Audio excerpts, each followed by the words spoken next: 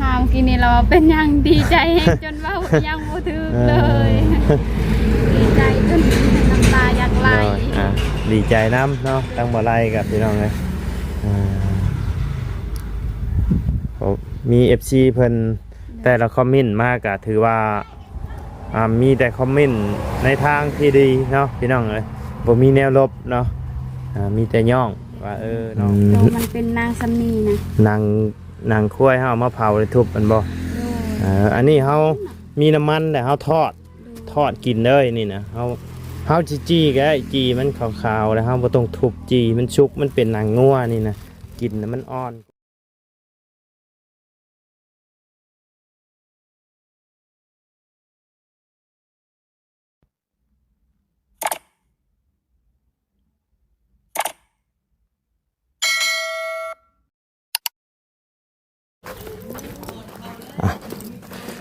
ไปพี่น้องเลยเดี๋ยวเขาไปหาทางน้องหลอกแค่เพิ่นก่อนเนาะแดดเปียกพี่น้องเลยแดดแห้งเนาะก่อนอื่นก็กราบทักทายสบายดีเด้อเนาะพ่อแม่พี่น้อง FC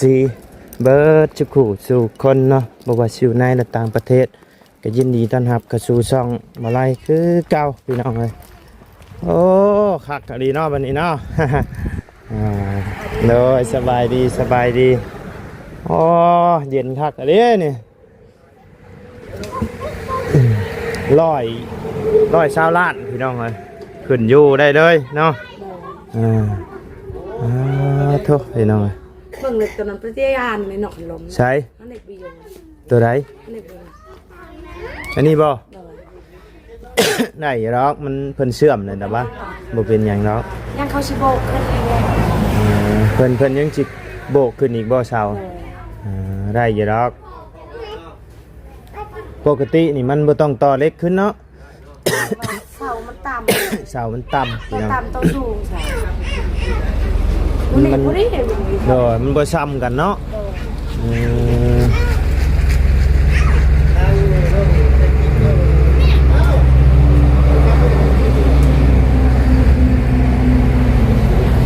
ยังบ่เพิ่ง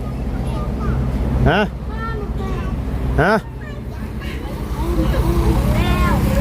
อ้าวเป็นยังไงนะอุณหภูมิสูงด้วยตายโอ้ยงานเราแต่ละคนพ่อวิกฤตนี่พี่น้องนะชั่วมือนี่โดยแม่อากาศมันร้อนพี่น้องไงเรียบร้อยบัชนาเพิ่งบัชนา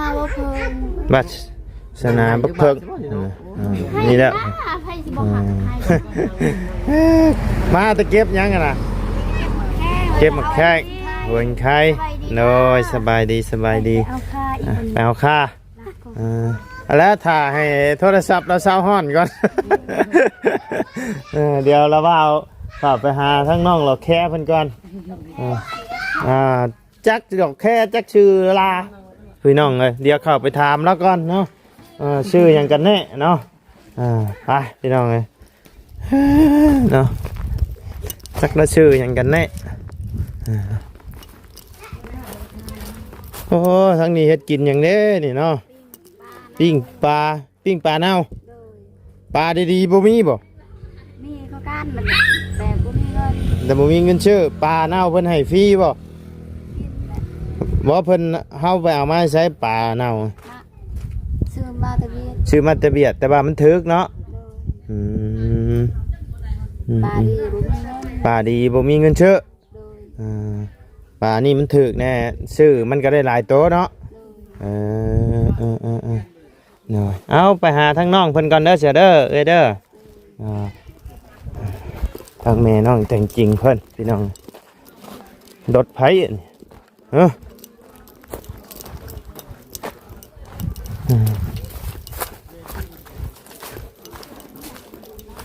โอ้รถไผ่นี่เรามาแต่ตัดอันนั้นเจ้าละบ่เรียบร้อยมาแต่เช้าพ่อโดยสบายดีโอ้ยคือมาฮ้อนแท้เนาะบัดนี้เนาะใช้เราไปใช้ค่ะเราไปเล่นคำพอเขาเลี้ยงไปเล่นน้ำพอน้องเลี้ยงมาห่มพี่ก่อน ห่อนเนี่ยแล้วเรียบร้อยบัดนี้ที่มีแต่ไปสางจุดบัดนี้ โดยแต่มื้ออื่นต้องไปทางสวนกล้วยแบบว่า สวนกล้วยอันนี้บ่ โดย สวนกล้วยที่เฮาไปนะ โดย อ๋อ เห็ โอน เค เวลาแบบว่าเฮาทางแบบว่าจุดไฮแล้วเห็น โดย ก็บ่มีเวลาเฮ็ดอีกมันขึ้นมาแล้วมันหกกล้วยขี้ลาย โอ้มื้ออื่นไปทางสวนกล้วย โดยต้องแบบว่าถ้ามีเวลาแบบว่าเดือน4นี่ก็สิจุดแล้ว โด นี่ ย จัก ใกล้เลยเด้นี่ โดย เดือน บ่ได้เฮิงได้เดือน4นี่ เดือน4แต่ก็ยังจงเอาไว้แบบว่า ยังฮอดได้บ่20มื้อประมาณนั้น โดย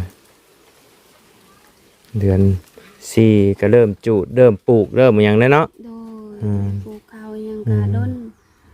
แบบว่าเวลาเขาซักเขาให้อิหยังแทนเขาเฮ็ดน้ำเฮ็ดผู้ใดที่แบบว่าให้กว้างหรือว่าให้น้อยก็ต้องเฮ็ดให้หมดเลยแบบว่าเท่านี้แบบว่าเขาคงมีก็คือกันแบบว่าเขาว่าสิพอดเห็นเขาว่าสิปลูกเขาว อ๋อเพิ่นสิรุดบ่ จักเขาว่าให้รถดุดเด้อจักเรามีเงินหรือบ่รถเดี๋ยวนี้มันก็แพงเนาะ แม่น ขึ้น ชักสบายแต่ทั้งนี้เพิ่นบ่ได้เฮ็ดหัวพี่น้องอะเฮ็ดให้เฮ็ดสวนบ่ได้เฮ็ดหัวมีแต่ปลูกเลยบ่มีงัวมีควายเนาะ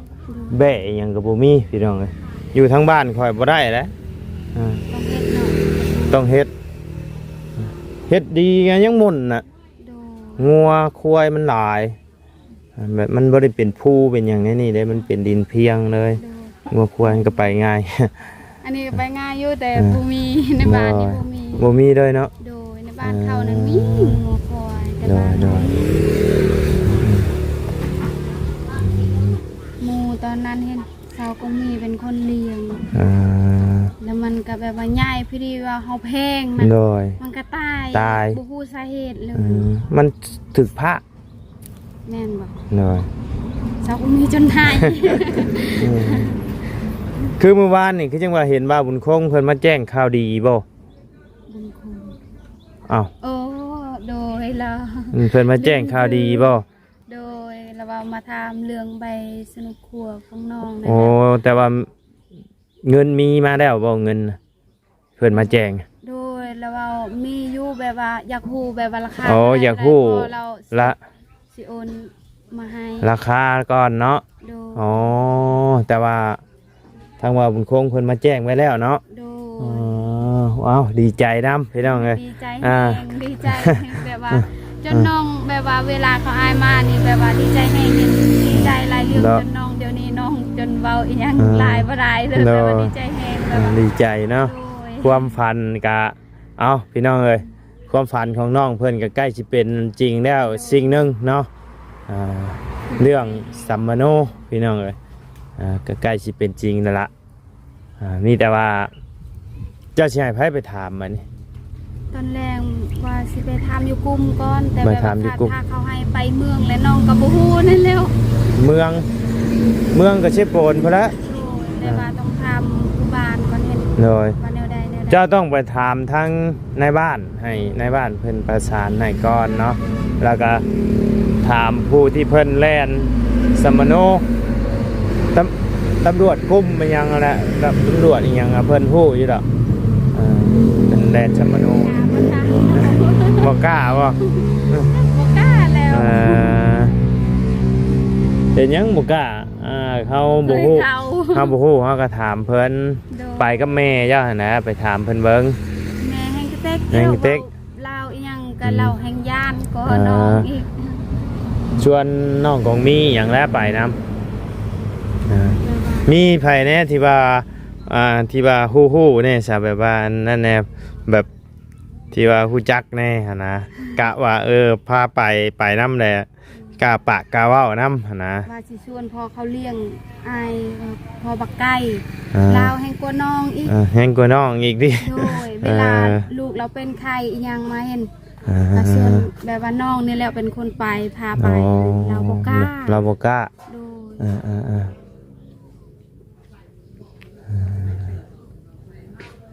นี่แต่ไปถามเบิ้งเพราะว่าทั้งผู้ใหญ่เพิ่นก็อยากฮู้เนาะ โดย ว่าราคาเห็ดสัมมโนมันเท่าใดเนาะ โดย แต่ละเขตมันก็บ่คือกันพี่น้องแต่ละเขตแต่ละเมืองเนาะ อาจจะบ่คือกันหรือว่าคือกันกับบ่ฮู้พี่น้องเอ้ยแต่ว่าทางว่าไล่นี่ก็แบบว่าลงไปเฮ็ดช่วงที่ว่าเพิ่นมาเปิดเฮ็ดพี่น้องนะช่วงที่เพิ่นมาเปิดเฮ็ดก็มีตลอดมีมาแล้วเวลาเพิ่นเปลี่ยนสัมมโนเฮาก็เลยลงไปเฮ็ดใหม่หันนะเฮาลงไปเฮ็ดช่วงที่ว่าเพิ่นมาเฮ็ดเนาะแล้วก็บ่ไรก็ยังบ่ได้เฮ็ดใบยุกย้ายมาอยู่บ้านเมียเลยพี่น้อง ยังบ่ทันได้เฮ็ดใบยุกย้ายมาอยู่ยังอยู่บ้านตัวเองอยู่เนาะแต่ว่าก็สัมมโนก็ท่านได้ออกหรอกเฮ็ดได้หลายปีนั่นแหละแต่ยังบ่ทันออกพี่น้องหรือว่าออกแล้วก็ยังบ่ฮู้ยังบ่ได้ถามเอื้อยอยู่แต่ก็ยังคล้ายเนาะยังมีแม่นมีตัวเก่ามีชื่อมีหยังอยู่เฮาบ่ย้านดอกอันนี้เฮาเฮ็ดใหม่เด้น้อยแต่มันจักชื่อแพงหรือว่าถือเฮาก็ยังบ่ฮู้เลยฮู้กันแล่นนี่แต่ว่าข่อยเคยแล่นให้เอื้อยข่อยตอนนั้นน่ะมันก็หลายปีแล้วล่ะหลายปีแล้วเบิดอยู่ประมาณ1,000 กว่าบาทตะกี้มัน1,000มันก็แพงไหน1,000แล้วก็เฮาก็ให้เพิ่นกินน้ำกินในน้ำหั่นแหละอะไรเงี้ยตกอยู่ประมาณ 2-3,000 เนาะแบบน้ำใจเฮาอยากให้ก็ได้บ่ให้ก็ได้ตัวนี้หั่นนะเป็นน้ำใจของเฮาตัวนี้นะราคาน้ำมันน้ำมองอีกเอาไปเนาะเดี๋ยวนี้มันก็แพงน้อยคือว่านะค่าน้ำมันก็คือฮู้กันแหละพี่น้องเอ้ยคุมื้อนี้น้องไปซื้อน้ำมันไปตัดไม้มือเช้านี่ได้น้อยเดียว50,000โอ้ย50,000ก็ดิดนึงดิดนึงเนาะแม่นดิด50,000ค่อยเติมเมื่อวานนี่100,000ขึ้น2 ขีดขึ้นไปไกลอีกเด้อโอ้ยจังว่าโอ้นักอยู่พี่น้องขนาดรถจักรนี่ก็ยังนักอยู่ช่วงนี้พี่น้องมันแพงแห้งอย่างนี้ขึ้นพลึกอย่างนี้ตกดิดละเกือบ100ดิดละเกือบ100 บาท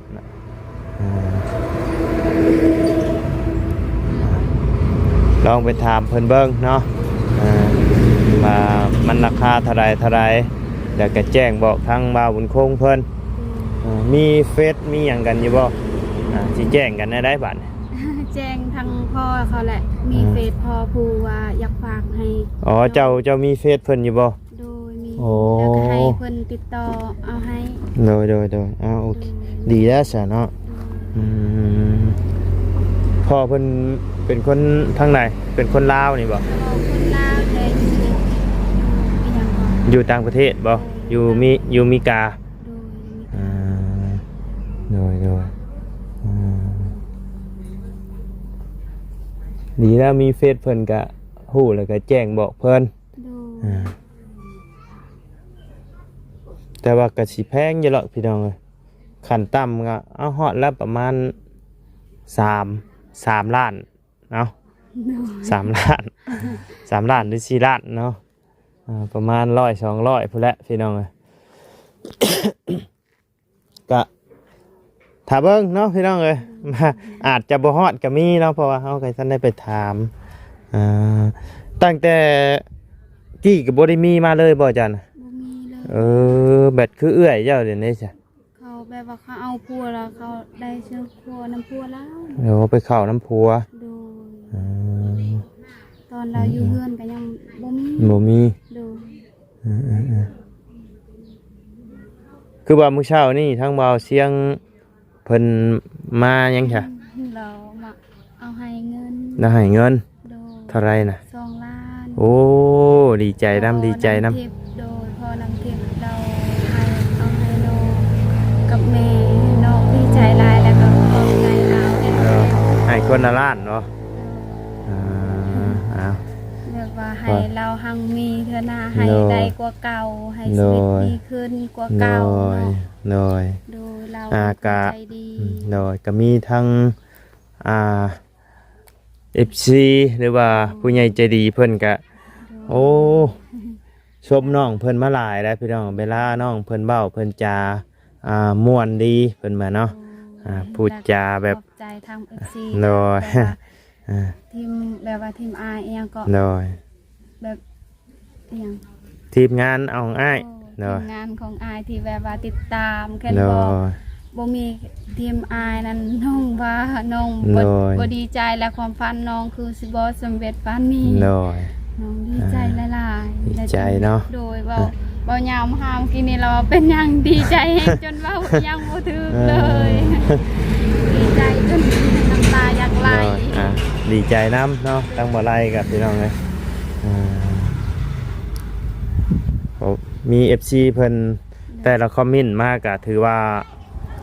มีแต่คอมเมนต์ในทางที่ดีเนาะพี่น้องเลยบ่มีแนวลบเนาะมีแต่ย่องว่าน้องเพิ่นขยันดีเนาะสู่เปียกสู่งานดีเนาะและผู้ใหญ่เพิ่นเห็นเพิ่นเบิ่งนะเพิ่นก็อยากให้เป็นขวัญกำลังใจเนาะ โดย มอบเงินมอบคำให้พี่น้องทั้งนี้ทั้งนั้นความฝันเจ้าสิเป็นจริงกะขึ้นอยู่กับ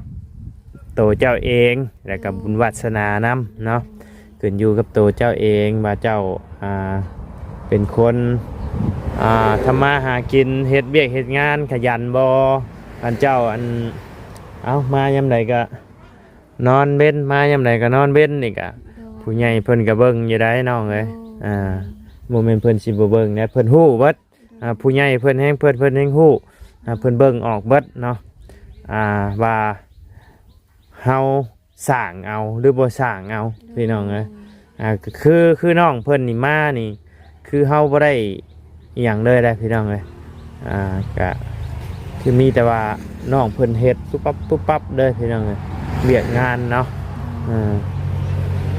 บางเคสนี่เพิ่นเบิ่งออกเพิ่นก็ทุกข์อยู่ทุกข์แต่เจ้าบ่เฮ็ดหั่นนะ โดย ทุกข์แต่เจ้าบ่เฮ็ดอันนี้คือน้องเพิ่นทุกข์แต่เพิ่นเฮ็ดสู่ซนเนาะทุกข์เจ้าบ่เฮ็ดนี่ก็เพิ่นก็บ่ช่วย โดย อ่า อันนี้น้องก็แบบว่าทุกข์แต่น้อยเห็น น้อย แบบว่าเฮ็ดเดี๋ยวนี้ย้อนน้องอยากเฮ็ดนํแล้วก็ น้อย แบบว่าแม่เราเลี้ยงน้องกับ น้อย เอื้อยเห็นแต่ยังน้อย แล้วก็เห็นเราเลี้ยงน้องกับเอื้อยแต่น้อยๆเราทุกข์แฮง น้อย ก็เลยเดี๋ยวนี้น้องก็บ่อยากปะลาวเห็น น้อย เห็นเราทุกข์น้อง ดีแล้วเนาะ โดยแล้ว ที่เป็น น้ำ ลูกที่บ่ลืมบุญลืมคุณแม่พี่น้องเอ้ยเลี้ยงเพิ่นเลี้ยงเฮามาแต่น้อยจนใหญ่เนาะก็ถือว่าเฮาก็ตอบบุญแทนคุณเพิ่นเนาะเท่าที่เฮาเฮ็ดได้ก็คือน้องเพิ่นนี่ก็ถือว่าเก่งนะพี่น้องเอ้ยดูแลแม่ได้เนาะจอยส่วนแม่เบียกงานทุกสิ่งทุกอย่างเนาะก็ ซอยทั้งแม่ทั้งเอื้อยตอนนั้นเห็นแบบว่าแล้วเวียกทั้งน้องนิวกะเพื่อเราเห็น น้อย เป็นแบบว่าเราก็ทุกข์คือกันเห็นแบบว่า น้อย ยามเวลาเรากลมันอีหยังเราไปตัดกล้วยแล้วแบบบ่ทันเห็นน้อง น้ ก็ อย ต้องไปซอยเขา ต้องแก่มันแก่อีหยัง น้อย ซอยเขาแบบว่ามันโตที่เขาเลือเห็นใส่ น้อย รถบ่หมดแล้วใส่เปล่า น้อย เอาแก่ น้ ไป อย ขายอยู่งาน อ๋อ เห็นเราถู น้ ก อย แบบว่าซอยแบบนี้แล้วผู้หนึง น้อย ซอยผู้หนึงโดยเราก็อยากให้เฮาแต่เราก็บ่มีคือกัน น้อย เราก็คือกันอยากให้เขาแต่ว่าเฮาก็บ่มีเด้ โดย โดยผู้หนึงซอยผู้หนึงแบบนั้น แมนดีแล้วเนาะ โดย น้องเพิ่นนะทางบ่ไล่มาเห็นนี่ก็แบบว่าน้องเพิ่นเฮ็ดอะไรได้พี่น้องแบบเฮ็ดแบบบ่แพงแห้งเลยนะสู่ขนาดเลยเนาะแบกพื้นแบกดัวบางคนนี่โอ้ยันแต่เปื้อนและผู้แสบผู้สาวเนาะอันนี้บ่ได้ห่วงสวยห่วงงามอันนี้เนาะ เปื้อนนะฮะแบบว่าเฮาอาบน้ำแล้วมันก็สะอาดถ้าว่า น้อย เฮาบ่เฮ็ดหรือบ่ซอยแม่นี่ ความสะอาดของเฮามันคือสิเปื้อนกว่าเก่าแบบนั้น น้ เห็น อ บ่ ย ใครเปื้อนกระโตยาเปื้อนใจแบบว่านั่นแหละน้อง น้อย หักแม่หลายแบบว่าเลือดแต่แม่ดิ น้อย เราก็ทุกข์แฮงแต่แบบว่าทุกข์ตอนที่เลี้ยงลูก3คน น้อย แบบว่ายามเราเฒ่ามาแบบว่าน้องก็อยากดูแลอยากเบิ่งแยงเราให้ น้อย เราสบาย แต่ว่าปัญญาของน้อง น้อย บ่แบบว่าบ่คือความฝันเห็นบ่ อยากให้เราสบาย น้อย หาเงิน น้อย บ่ได้แบบว่าถ้า อ๋ น้ อ อง ได้สำนี้ก็ดีแต่เนาะ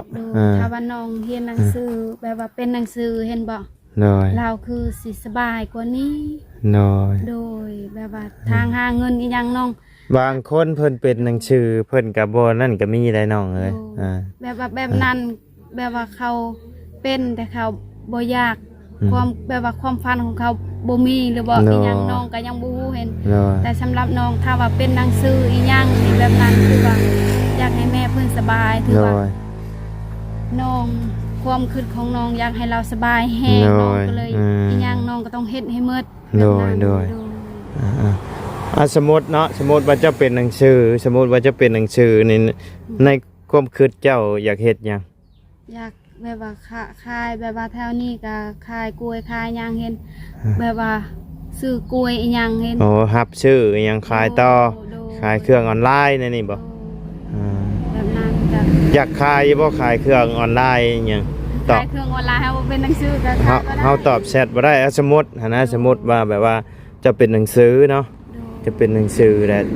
เจ้าอยากเฮ็ดหยังมากที่สุด เฮ็ดแบบว่าเรื่องแบบว่าหาเงินอีหยังนั่น โดย เฮ็ดได้หมดแบบนั้นนะแบบ ว่า นะ ว่าแต่ขอและขอแต่ได้เงินเนาะ โดย เฮ็ดได้เบิด แบบว่าเฮาบ่เฮ็ดให้ผู้ใดทุกข์ใจก็พ โด อย แบบนั้นบ่ให้ไผลำบากนำเฮานะ โดย แบบว่าบ่ให้เขาสร้างเขาหาทางนั้นแหละ โดย แบบว่าหาเงินแต่มีคนสร้างเขาบ่ยากแบบนั้น โดยเฮ็ดมันถูกต้องเนาะ เฮ็ด บ่ยาก เลยเอาดีแล้วพี่น้องความคิดน้องเพิ่นถือว่าดีเนาะบางคนนี่อยากให้ฮอดพ่อแม่ตายพูดได้แต่น้องเพิ่นนี่ถือว่าโอ้เนาะพี่น้องเอ้ยดีเห็นบ่ออกข่าวออกหยังลูกขาพ่อหากาผ้าพันต่ำเขาให้เห็นอยู่บ่เห็นอยู่บ่ เคยอยู่ บ่นะหาสิบางเดือนนี่แหละนี่ คนไทยหรือว่าคนลาว คน ไทยบ่ คนไทยบ่หรือคนลาวอันโตที่ว่าขาพ่อนี่ แต่ว่าโตขาหันชบนี่คนลาว โดย อ่า อันนั้นเป็นผู้หญิงเนาะ น้อย แล้วเป็นผู้เมียเนาะ น้อยแล้วก็มีอีกใหญ่ชบหนึงก็ขาแล้วก็ทิ้งไว้ในทางอ่า เป็นผู้สาวเนาะอันนั้น อำเป็นผู้บ่าวผู้สาวบ่อันนี้หรือจังไดบ่ได้ก็บ่ฮู้โอ้ใจโหดเหี้ยมแฮงพี่น้องเอ้ยอืม อีตนเนาะแบบว่าน้องเป็นผู้หญิงนำการ แม่น รู้สึกว่า โอ้แบบเห็นแต่มันแบบอ๋อ คือน้ พี่ อง น้อง สั่งลายได้แบบว่าผู้ชายที่มักมีเห็นบ่ตี เนาะ เมียตีผู้สาว เนาะ แบบว่าบ่มักใส่ความรุนแรงนะน้องบ่มักแฮง หน่อยเห็นบ่ได้เห็นแล้วก็ป้อบันทอนจิตใจเลยพี่น้องเอ้ยเฮ็ดลงได้จังใดเนาะขาแบบหั่นศพเลยอ่ะโอ้โหดพี่น้องเอ้ยใจจะเฮ็ดด้วยหยังเนาะพี่น้องเอ้ย ทั้งยา สัวแห้งอยู่เลย ทั้งยานทั้งละอีตน แบบ ลาย หน่อยแต่ดิโตนเพิ่นพี่น้องเอ้ย เนาะ ผู้ที่ตายนั้นเฮาบ่อีต้นเนาะเราตายแล้ว อีต้นพ่อแม่เรานั้น หน่อย พ่อแม่เราเป็นคนเลี้ยงมา อื เด้ ม อีต้น น้อย คนที่ยังอยู่เนาะคนที่ตายนั้นแล้ว อีตนคือกันแหล้วผู้ตาย อี กั ต้ น นคือกันแต่ว่าอีต้นผู้ที่ยังอยู่นะ หน่อยจักเพิ่นสิ โดย เฮ็ดจังใดเนาะ เห็นว่าโดยแบบว่าลูกเราผู้เดียวหรือว่าค่าสองคนเห็น หน่อย แล้วเราแบบว่าเท่ามาไผอีกสิเลี้ยงเราต่อเนาะแบบ หน่ นั้ อน ย เราบ่มี แม่นนั่นแหละ โดยอันนั้นแหละ อ่า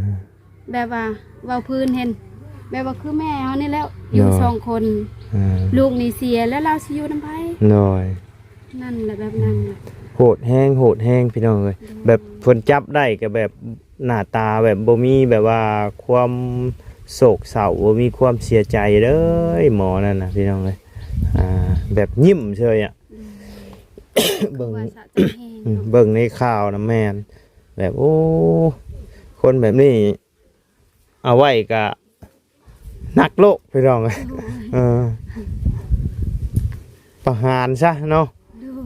ออกมาก็ย่ำไปฆ่าผู้อื่นอีกหั่นนะมันเบิดโหดเหี้ยมไปเลยพี่น้องเอ้ยใจโอ้แบบ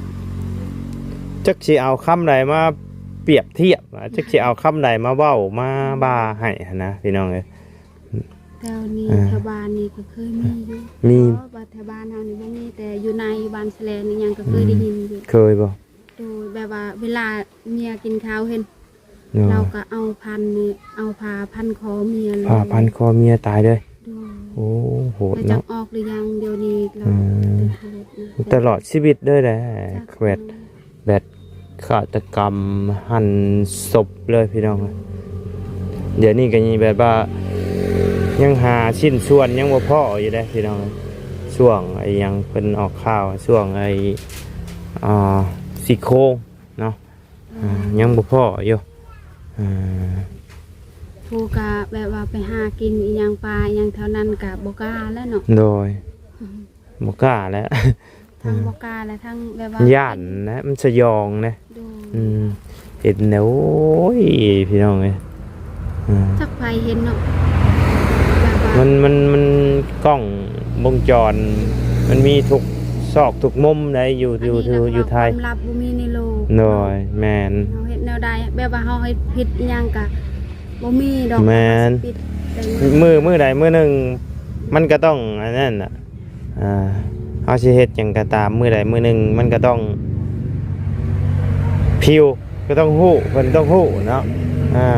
บ่ไว้ก็ซ่าเนาะบ่มีไผเก็บความลับได้ตลอดชีวิตพี่น้องกินข้าวเช้าแล้วบ่กินแล้วได้หยังกิน ป้า กินปลาโอ้มีแต่ปลาเนาะมื้อนี้เนาะถามทั้งใดก็มีแต่กินปลา ป้าเว้าอีหยังก็น้องใส่แล้วซื้อของฝากเมื่อวาน อ๋อปลาพ่อต้องใช้ซื้อมาฝาก